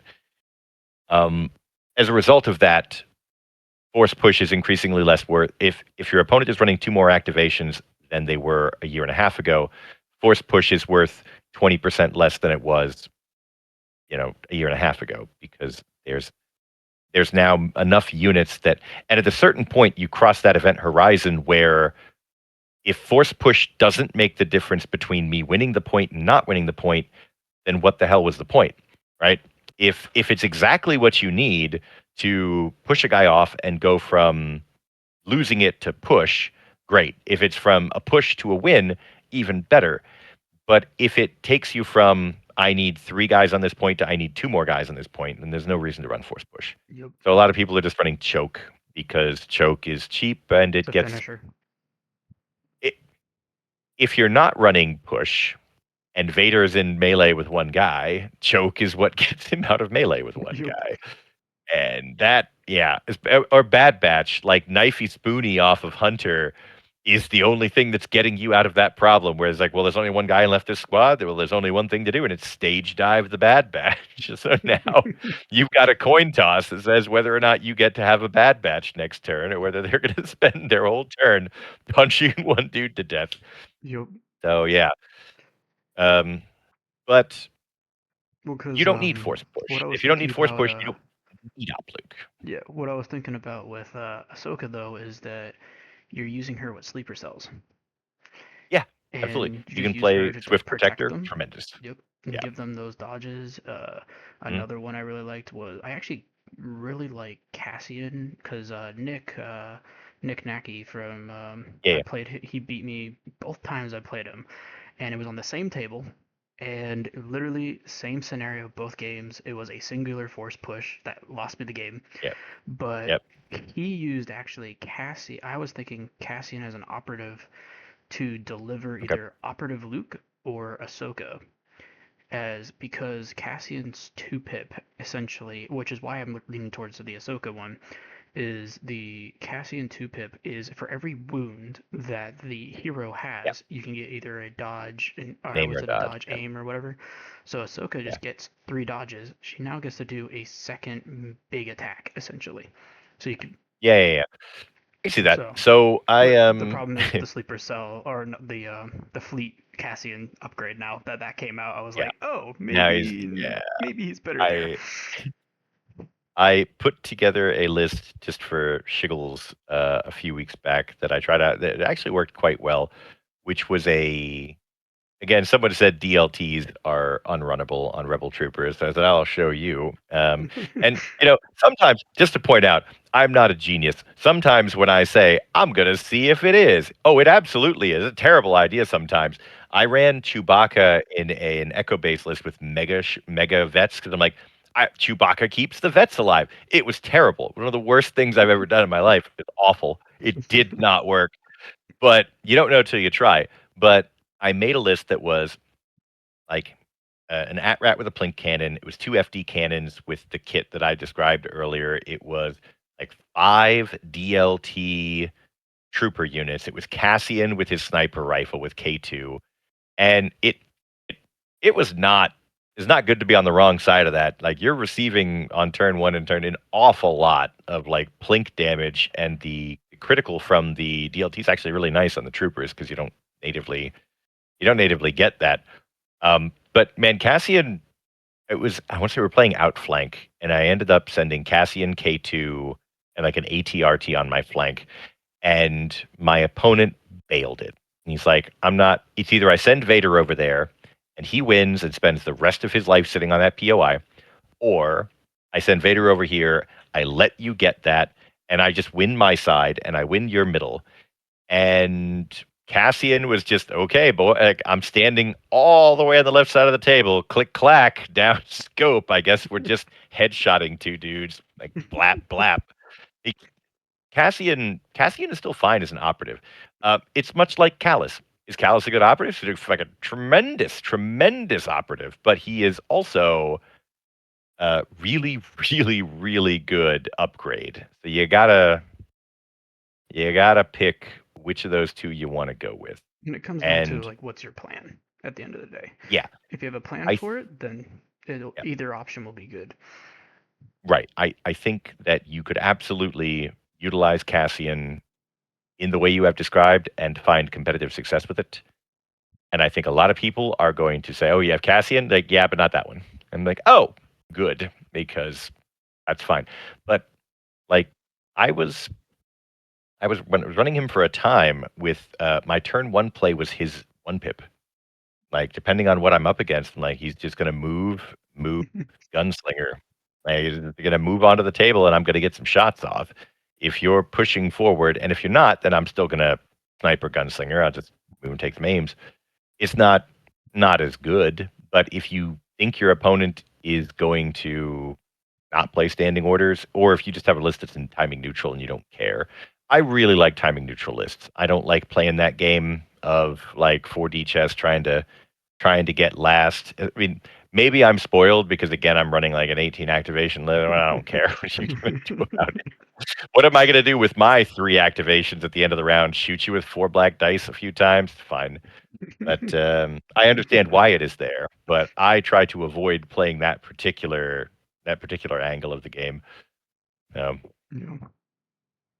yeah. But yeah, so I mean, that was we pretty much got a pretty good deep dive on Rebels, I think. Is there Yeah, cool. anything that you can think of that we haven't covered?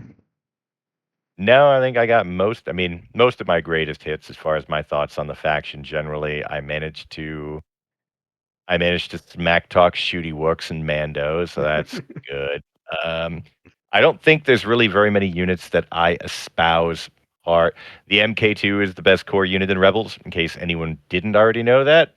The only downside is that you can't put Cassian in an MK2 as a heavy weapon. I don't even know that that would make it any better. It wouldn't actually make it any better at all, but um, Wicked is King Murder Bear. Yeah, other than other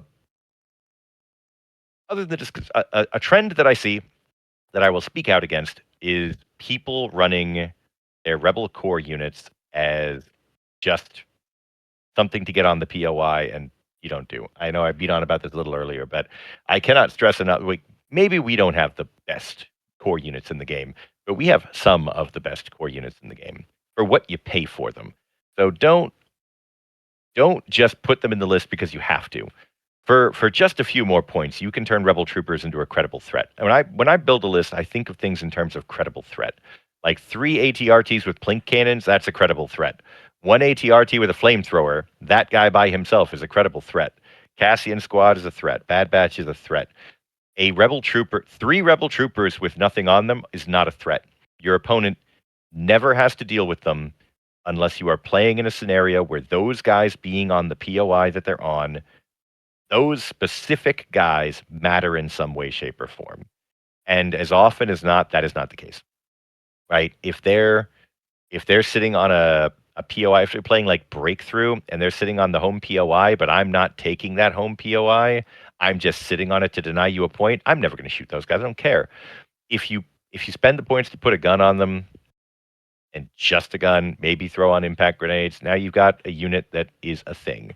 Like fleet troopers, yes, you can run naked fleet troopers. That's probably fine if you're running a list that's hyper aggressive and you're running across the field because people are scared of fleets, understandably so. Oh, wish list. I would like to see similar, but not completely off track. I would like to see the Mark II and the veteran. Right now, that combo costs you 88 points. Mhm. I would like to see the veterans come down 4 and have the Mark II go up 4. Only Right. because I think that, yeah, it's the same price for both. But I feel like if you did that, there might be some scenarios where just running veterans might make sense. Where for 48 I points, it see does not that. make any sense to run veterans without a Mark II. But if you're running, say, bunker or breakthrough, for 44 points, I might run 3 veterans just to hold a home POI. They're hard to dislodge because they've got low profile. So low profile plus cover plus surging white saves ain't bad. And with prepared positions and a dodge and any amount of dodge support for someone like Leia or the tactician, yeah, I would do that. I don't know if, AMG is tuning into this, but that's my 2 cents on what I would do with veterans and Mark IIs because the veterans aren't bad. It's just that they're so expensive that at that point the only reason to run them is because you have access to the greatest core unit in the game if you if you buy one, even True. even with the 2-point increase. So, I but yeah, mean, I think that's if we saw the just like last a of what I had. 4 point change, do you think it would really change that much though? Like, I mean, like let's just Not say a not 4 point realistically, but I think it to gets it. like I think it just gets it to the closer. core unit, like you know what I mean, not the Mark Yeah. II. Oh, if they don't make any change to that, see the problem with that. And they have said this before, and they're absolutely correct. This is something I do agree with in their design philosophy. Is they are terrified. They didn't use these words, but I'm going to use these words. They're scared of spammable units being too cheap and too abusable, which is completely reasonable. If they made veterans 4 points cheaper tomorrow, I assure you I would terrorize people with those 24 extra points that you're going to give me when I spam those units. Because that makes up for my lost Ewok Slinger points and then 10 more points to put like I don't know. That's an HQ uplink on somebody. That is the cost of the improvised orders as well as the underworld connections that I needed on Leia. So yeah, I think that veterans are overpriced. Don't tell anyone. I think that the MK2 is still a little underpriced, but I would think balance those two so that veterans can stand on their own 2 feet without needing the Mark II to be the reason why you bring them is probably healthy for the game. It's healthy for the faction because right now I see a lot of naked rebel troopers. I see a lot of naked fleets. I see some mega fleets sometimes. Cassian mega fleet I see in every game now if I'm playing against rebels. I do like him in troopers as well, but neither here nor there. And sometimes you'll see the MLP ion gun on rebel troopers, but I see a distressingly large number of naked troopers just because you had to take them because you're playing Hero Hammer, and I like heroes, and that's good. I like sleepers, that's good. But man, if you just trimmed if you just took the points for force push off, you've now turned 3 trooper units from 4 black into 4 black, 2 red, 2 white. That's not too bad. It's they don't, and they 4 on execute average. pretty well too. So Yeah, it's like you down, yeah, even if you lose 3 guys, you're still down to 1 black, 2 red, 2 white. yeah, yeah. It's And still most of your combat effectiveness. yeah, Yeah. you could even take frag So grenades and make it 3 red, 2 white. Surge crit now. yeah, and grenades on rebel troopers I slept on because you are turn 1. What are you doing? You're double moving. Maybe you're not double moving to get far up field. Maybe you're just double moving to the dodges, but your kit is encouraging you to move forward because that turns on your defensive layers. And if you're running the SX, you're already, which a lot of people do if they're running heavies at all, you're already going to be in range 2, which means you're only a speed. Well, don't take the aim, move, take a speed 1 move, toss a frag grenade in there. So now your pool's better and you have surge to crit. Yeah, I think grenades are a little slept on rebel troopers, but yeah, that's something that probably the only thing that I see that most people generally could probably stand to look at their rebel troopers or their fleets not as a thing that you had to bring because you had to bring it, but as a opportunity to create an integral part of your list and a credible threat. And because rebels have defensive layers, yes, we do sometimes die when you look at us sideways. We're just like, but sometimes you throw 6 hits into a rebel trooper unit and they cover off 3 and they dodge 2 and then they roll 1 and then whether you lose a guy or not, you've already won that exchange. He's taken 1 8-point unit off for the cost of 6 hits, which was probably a pretty expensive, probably 100+ point unit. So, yeah. For sure. But yeah, no, this has been great. Great having you on. Definitely. We'll Great to definitely be have here. to. Glad to get invited on. Good talking to you. Yeah, man. Well, I'm definitely planning on going to Worlds myself, so I'll definitely be seeing you there. Cool. And Oh yeah, for maybe sure. if we don't play each other, we'll definitely have to get a game in. And Oh yeah. maybe I'll try to do like a video with all of everybody that we know that are in the local Florida area. Maybe we could try Yeah. to do like a recap of those of us who went to Worlds or something. Oh yeah, Be I'd kind be of fun. totally down for that. And I imagine a lot of the other guys probably would as well. Yeah. So, anyways, this has been great. I'm with the Shadow Command. This is Tanner signing out, and I'm here with Rob Roland, aka Mowgli. the 21 act Rebel List man himself. All right, guys. See you around.